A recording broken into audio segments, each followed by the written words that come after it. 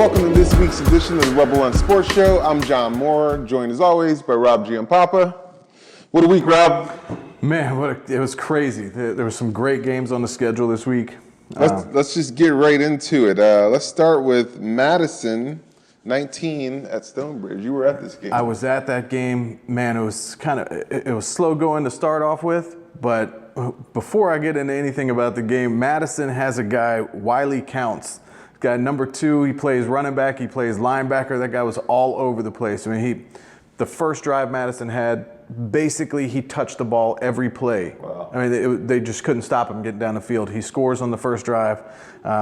Stonebridge comes right back with a 52-yard pass to tie it up. It was back and forth, and then come in the fourth quarter. Man, I mean, all of a sudden the fireworks start in the fourth quarter. They had Donovan Jefferson for Stonebridge. Comes down, has a beautiful touchdown run. The Stonebridge crowd thinks they got it wrapped up, and all of a sudden, here comes Madison marching down the field. Under 3 minutes to play, quarterback Jacob Chalka, he drives the team down the field. He had a little bit of a rough game, fumbled a couple times. Yeah. Looked shaky at a couple of points in the game. That last drive, I mean, he looked like Brady coming down the field in that last drive. They had a little trick play. They threw a screen. The receiver pitches it out to a guy coming around the corner. They take it down. Chalka takes it down. Has a nice little run down there at the end. And then Nick Quinto scores a touchdown that pretty much seals it. Stonebridge has a shot with about a little under 2 minutes to go. Right. Couldn't get past the Madison defense. Oh, man. Well, that's a great game. 19-15 Madison with the victory. Yeah, it was Wiley Counts had 21 carries for 87 yards and a touchdown. Nick Quinto had 7 carries for 35 yards and 2 touchdowns. Chalka was 12 of 20, 174 yards, had another 8 carries for 23 yards. And Madison has a receiver. We talked about him in the top performers last week. He had 160 yards and 3 touchdowns last week. Nick Conforti, that guy's a monster. Yeah. He's fun to watch. I'm sure they're talking about him at the Vienna Inn over there. Eating hot dogs at the Vienna Inn. Absolutely, I'm sure they are. Next game, Mount Vernon, who's one of the big surprises this season. Coach is doing a great job. Beats West Springfield 37-25. Man, 3-0 to start the year. I don't think anybody would have predicted that before the year, just coming off of they had won 2 games over the previous 2 years. Right. But Coach Monty Fritz, this dude has got he's pushing for the coach of the year early. Yeah. Man, they rolled. They got out to a 30-6 lead, I believe it was. 37, yeah. Yeah, and they were just tough from the get-go. They are fast, and I think everybody expected them to run the ball. Bobby Dixon comes out with 166 yards and 2 touchdowns receiving. That dude is lightning on the field. West Springfield's got a lot of injuries, but I mean, we can't take anything away about the job Mount Vernon is doing this season. No. Guys are playing with a lot of confidence. Absolutely. We've talked about Darian Newton, their running back, a lot. He's had a couple of really good rushing games. He came out with 5 receptions for 109 yards and a touchdown. He also grabbed 2 picks on defense. I mean, that dude was all over the place. They have a guy, Xavier Burke, who had 3 receptions for 101 yards and 2 touchdowns. But really, I talked about him last week. I said Tim Heltzel, their quarterback, has really solidified that team. This dude comes out 16-27, 412 yards and 5 touchdowns. I mean, he was on fire in that game. We talked to Coach Eldridge. He said they went to a short passing game that got him, but that short passing game got him 412 yards. Yeah. So there was a lot of yards after the catch going on.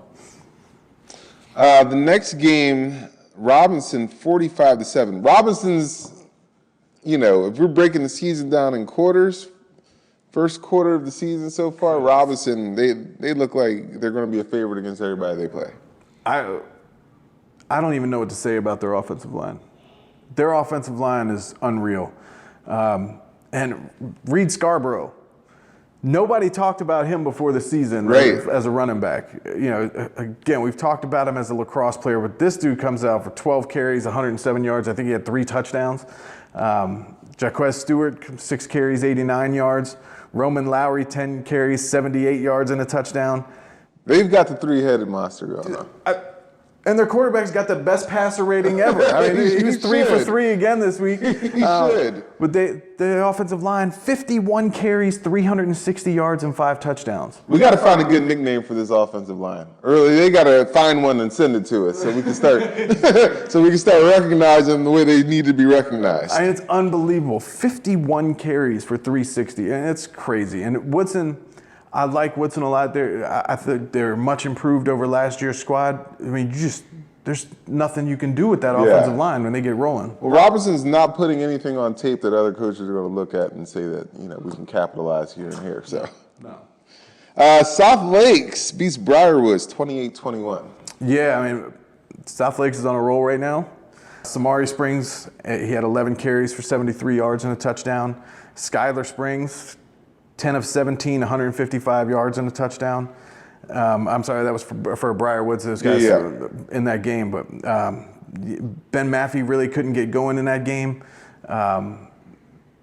It was tough going all throughout, but the Springs brothers really were what was holding it down for Briarwoods. But South Lakes on the other side, my goodness, Devin Miles, 10 of 22, 219 yards, 3 touchdowns. He is a lot of fun to watch.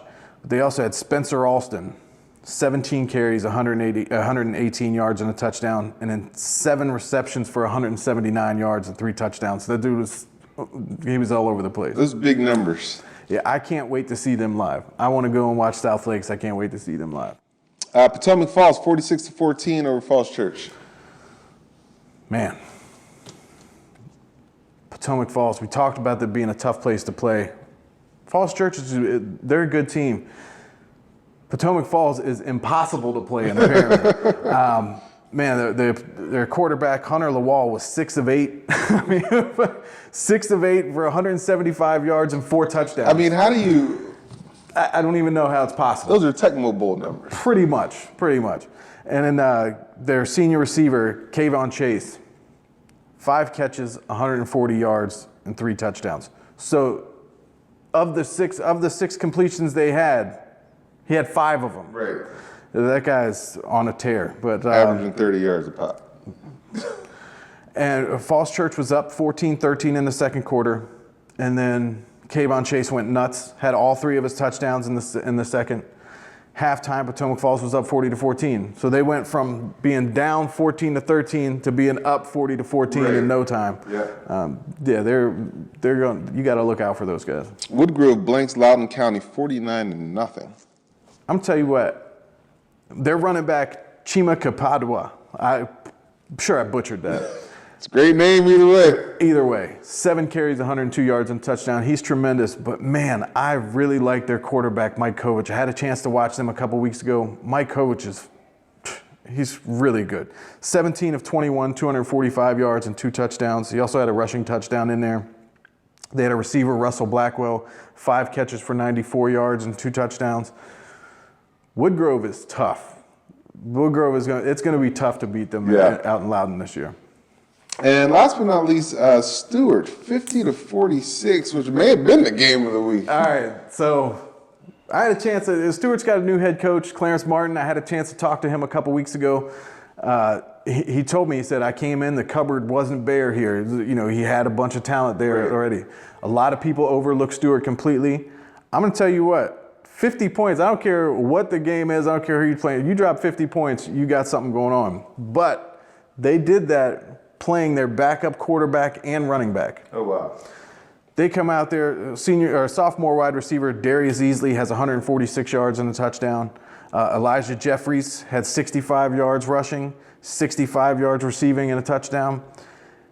They got a senior running back, Edwin Garcia, who had 117 yards and a touchdown. Also had 122 receiving yards and three touchdowns. I mean, they were rolling, but their backup quarterback, junior Ihan Yeneken.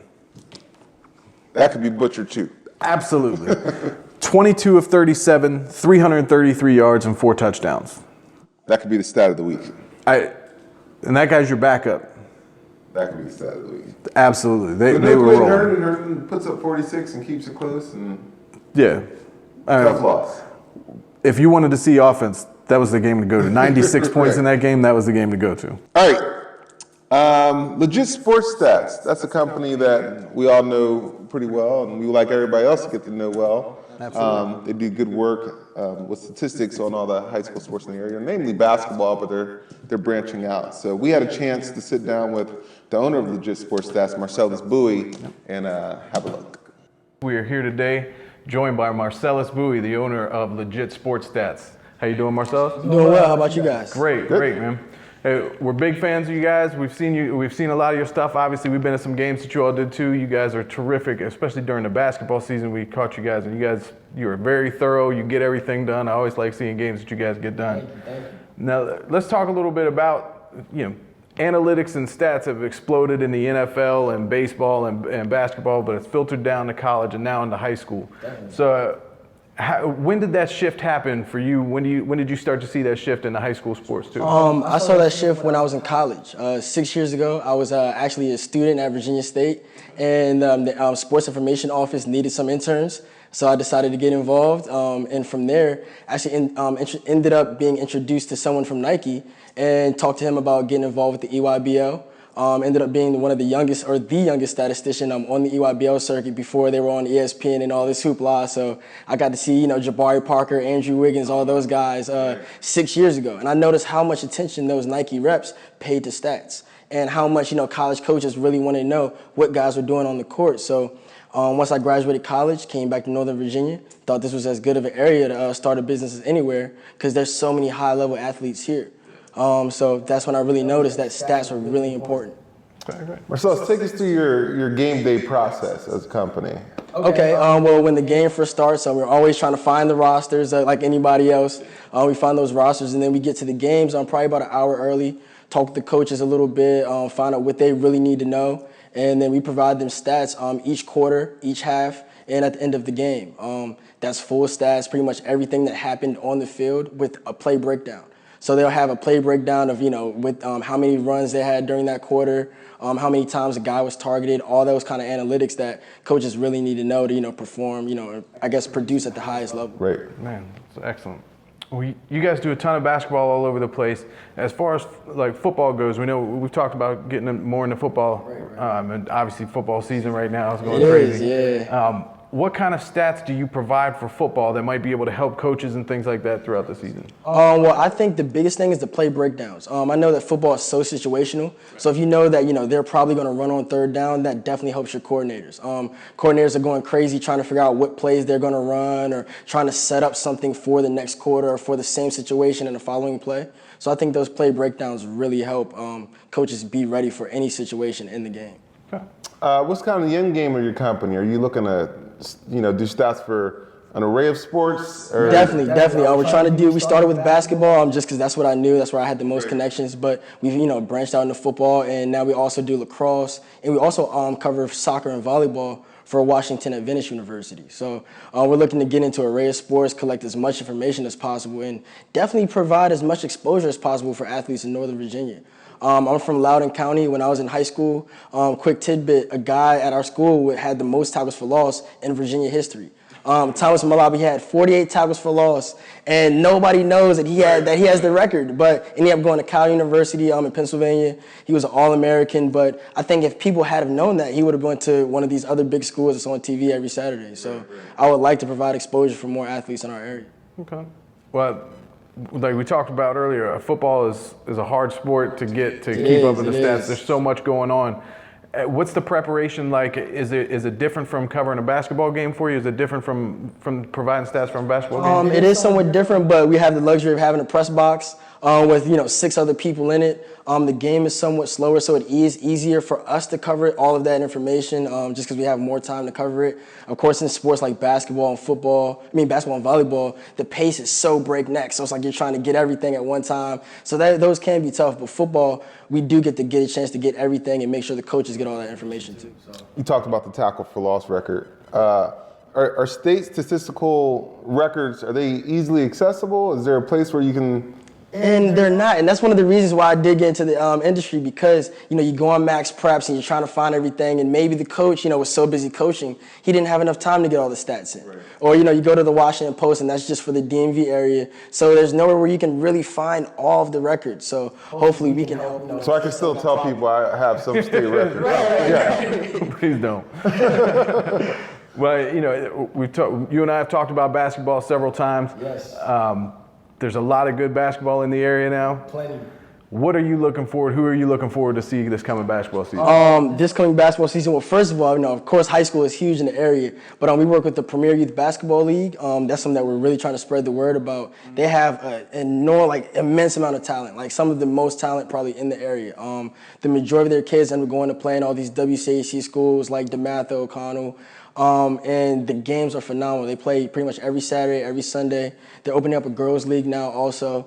And it's like some of the kids that you're seeing now are going to be big-time college Division I basketball players. In addition to that, like I said, the WCAC, those games are always fun to watch. All the rivalries and the intensity is just another level. In addition to that, schools like Stonebridge, they've got a point guard, Evan Buckley. I think he's going to be really good. He's got a couple Division I offers that he picked up this past summer. In addition to Potomac Falls, they got a transfer, Christian Sweezy, that's going to be in the backcourt with Sweeney.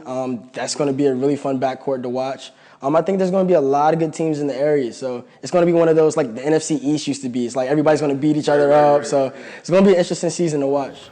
Yeah, Loudoun County's kind of exploded with that. Yeah, big time. Champs got Fergalo over there doing stuff too. Right. And Loudoun Valley is going to definitely be one to watch. They went 26-1. They lost their last game, so they might be able to go undefeated again. I mean, who knows? But they're going to definitely be a fun team to watch. They got a great backcourt with Jalen Williams, Nick Ball, Dominic Peterson. They've got a really fun team to watch. So hopefully some people can catch some more games. So for the parents that want to track their individual kids' statistics, how do they?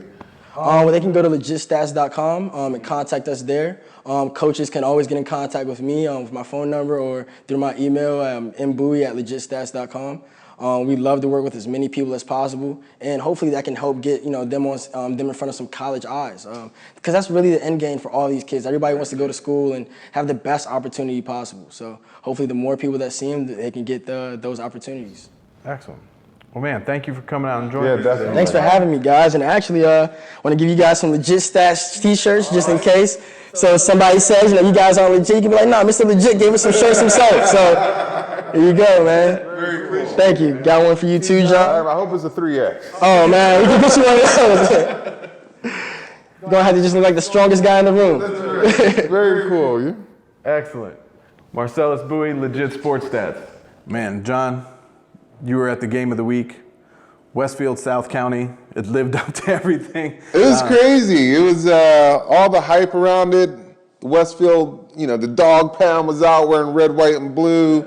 The hype squad was out, and it was just, the atmosphere was insane. The Stallion running the field at the beginning.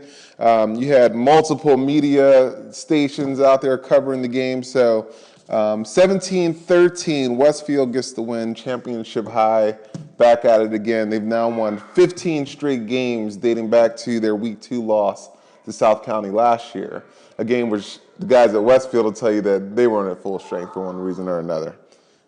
Yeah. The game started off, defensive battle, it was 7-0 for a long time. But Westfield, man, they came down the field.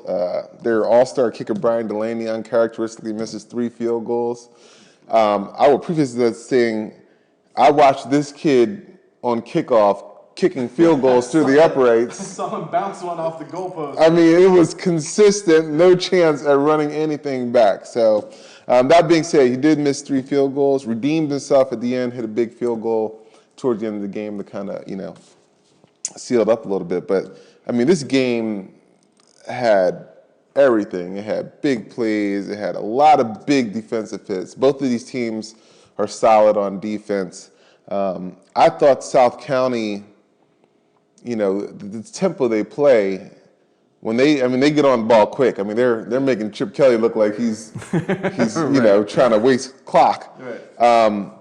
But when they go 3 and out, it puts their defense at a disadvantage. And they go for it on fourth down a lot. They were stopped 4 times on fourth down during the game, and that wasn't towards the end. That was, different points of the game. So, well, looking at it, I mean, watching them on film, Westfield looks like the biggest high school team I've ever seen. They're big. I mean, when they came out through the tunnel, I mean, I was standing next to a couple of the South County fans, and they looked over, and you could tell that they were like, "Whoa, this team is bigger than maybe they were last year."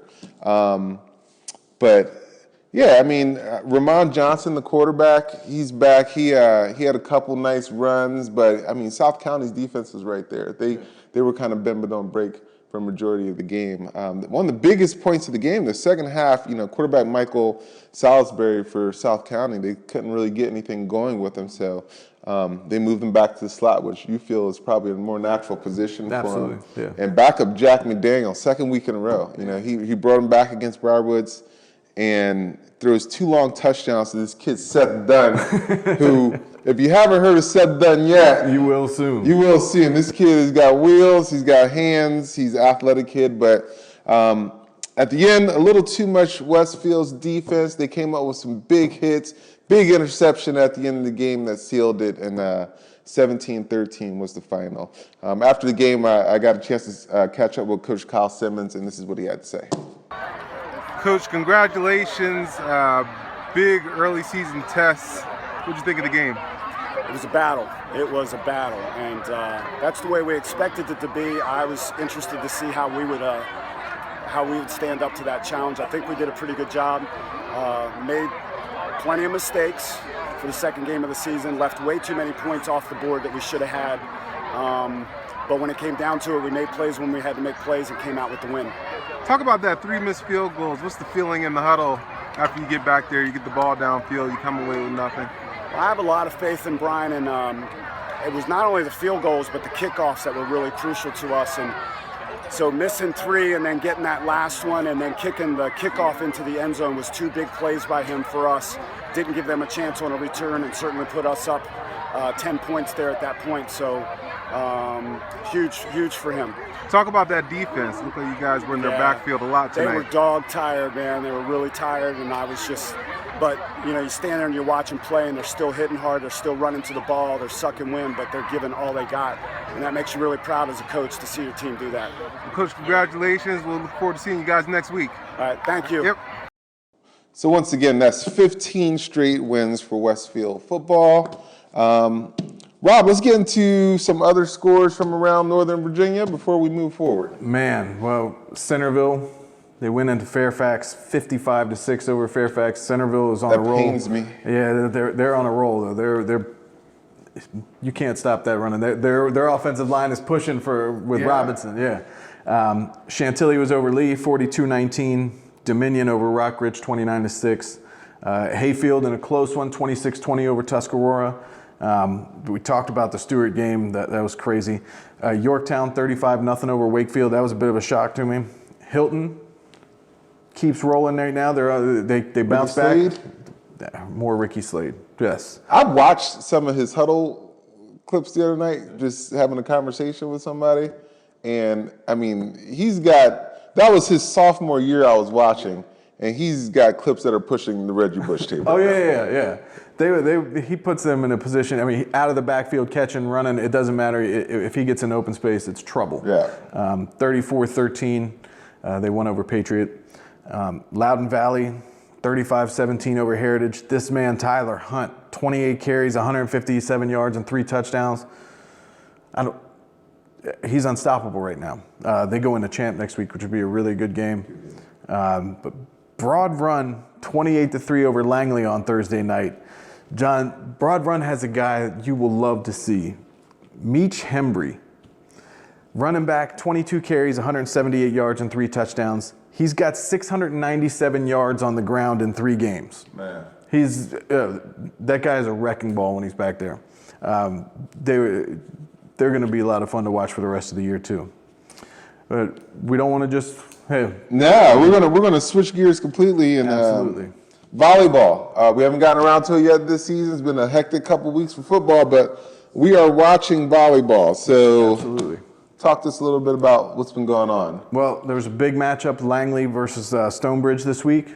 Langley won in 5 sets. They won each of the last 4 sets by 2 points. It was really close throughout that game, but that was a huge matchup in the area. It was Langley over Stonebridge. Langley has a junior, Allison Frankie, who had 16 kills in that match. She's tough. I mean, she is terrific, and she's going to be she's going to be a thorn in a lot of team sides for this year and next. Battlefield stays undefeated. They had a 3-1 win over Forest Park. They've got a pair, Lauren and Macy Havel. They're tough on that squad, but Battlefield's undefeated. Yeah. Shocking that We got to get out there. Yeah, they're undefeated in football, undefeated in volleyball. What else can you say about Battlefield Good sports time to be a program right now? Bobcat. Absolutely. Oakton beat South County 3-0. Oakton is a team to watch out for. They have a junior, Grace Kozad, she's an assassin. I mean, she's got 97 kills, 10 blocks, and 9 aces already on the year. She's tremendous. One team that a lot of people overlook because it's only the second year of the school is Riverside. Okay. Riverside is 5-1 right now. They're off to a hot start. Their coach, Samantha Ingersoll, knows what she's doing. They have a dynamic duo of their first senior class. They have Haley Schneider and Soraya Hayes. They are tremendous. We had a chance to go out to Riverside and talk to them. Soraya Hayes, Haley Schneider, Coach Ingersoll. Take a look. Soraya Hayes and Haley Schneider, how are you all doing today? I'm good. How are you? Good. Well, let's go back to last year a little bit. You all surprised a lot of people. You had a terrific season. What did you all think of last year? I think it was a really good start for us being a first-year program. I didn't think we were going to – well, I thought we were going to make it far, but I didn't know how far we were going to make it. So winning conference was a really big step, and it set the bar really high for us for this year. And going as far as semifinals and regionals was amazing. And what do you all do to prepare for games? Do you all try to get, I mean, you obviously have a good time and have a little bit of energy. Yeah. So do you all try to bring that into the game, or do you have to calm down before games? How do you prepare for a game? I feel like we're more calm during the game. I feel like we do goof around, you know, like kind of like to get our minds off of it a little bit, and then once it's time to, you know, run out and start warming up, we get a little more serious. But yeah. It's still the goofiness and kind of like the calmness, I guess, is still there. Yeah, but since we have to watch JV before, we're like, when we're sitting in the stands, we're very like talkative and energetic. But like you said, when we come in, we're very calm and serious. Well, you have some good teams on the schedule. Obviously, Loudoun County's on the schedule. What games do you look forward to? Are there certain matchups that you look forward to? Definitely Loudoun County. County. Yeah, because they're like obviously one of the best schools in Loudoun County. So like but this year, like I've played with a lot of girls on the team in club season, so I'm really excited to play with them like as my opponent and not my teammate. And they've lost a lot of seniors, so I just want to see what happens when we play them this year. Because last year we did really good, so this year will be a little more interesting. Yeah, and I'd like to say we definitely held our own in like some parts throughout that game when we played them last year. So just to like see them again and play them again would be nice. Yeah. Yeah. Well, are there any players in the area that you follow or that you keep up with? I mean, you mentioned you know a lot of people on the team. Are there certain players that you like to keep track of? Well, obviously the girls that were on my club team, the girls who have made their varsity teams, we definitely keep in touch and we go and watch each other play. So, but a lot of them play at like Broad Run and Briar and Tuskegee, so we don't play them. Yeah. But I definitely keep in touch with them and I go watch them play and they'll come watch us play. So maybe next year we'll be gone, but when they play them, I can give them some tips. Yeah. I mean, I have friends that play at Tuskegee and like Broad Run and other schools, Briarwoods like that, but we don't play them. So. Yeah, like we play schools that are so far away that we don't really like play with them on the off season. Right. Yeah. Well, you're both seniors. What are your expectations for this year? States. Yeah. We really want to go to States. Coach Samantha Ingersoll, how are you doing today? I'm great.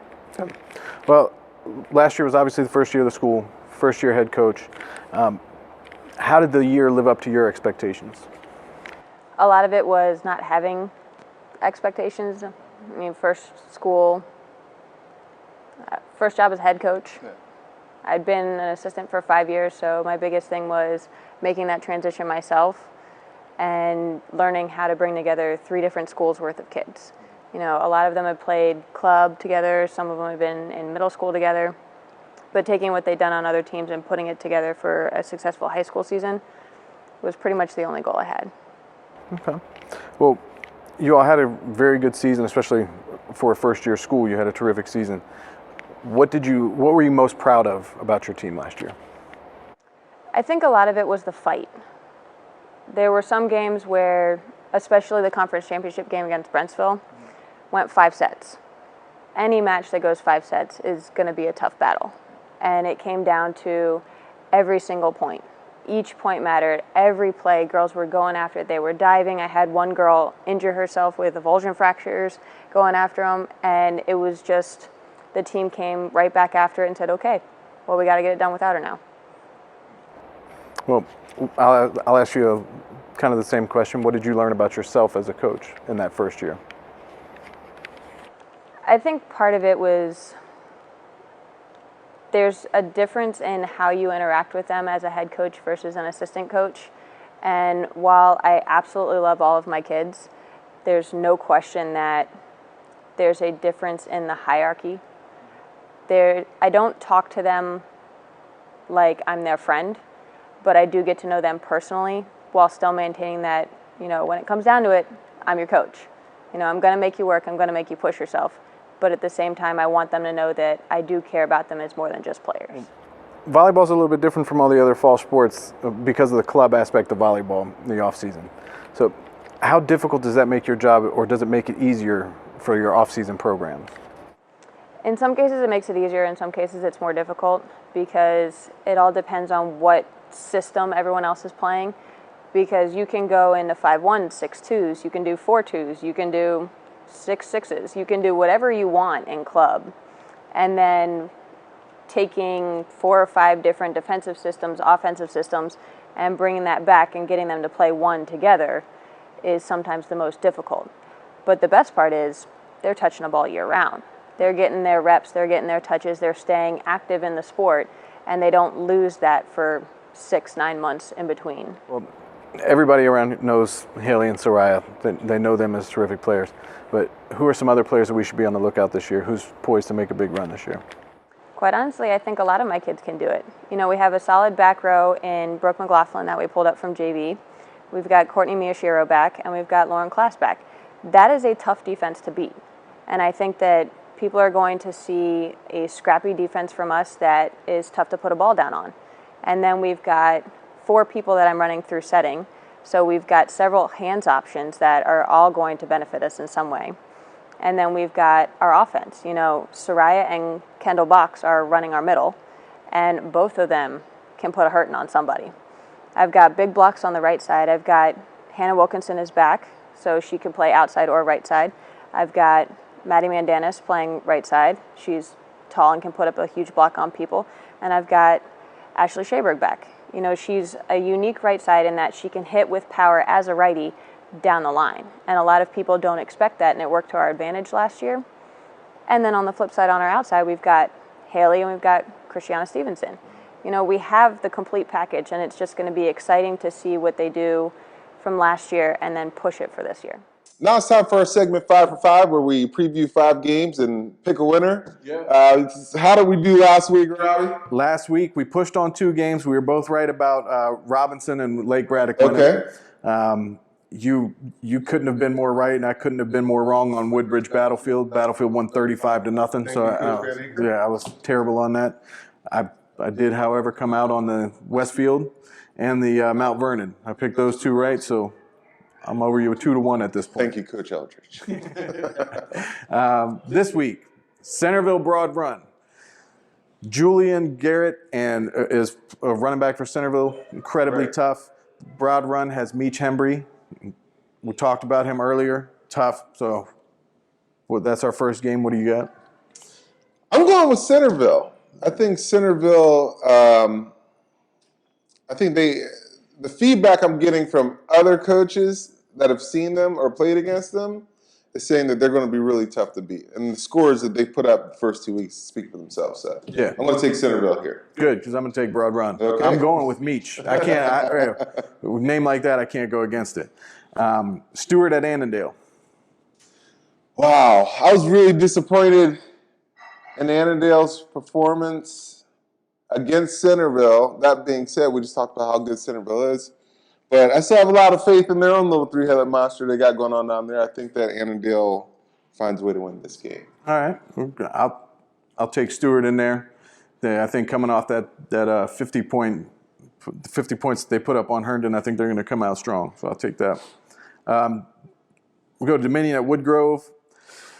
I told you before, I can't go against Woodgrove. I've seen them play quarterback Mike Kovich. I'm taking Woodgrove. Well, I haven't seen either one of these teams play, so I'm going to take Dominion just to pick against you, but I'll be sure to watch Dominion this week. All right.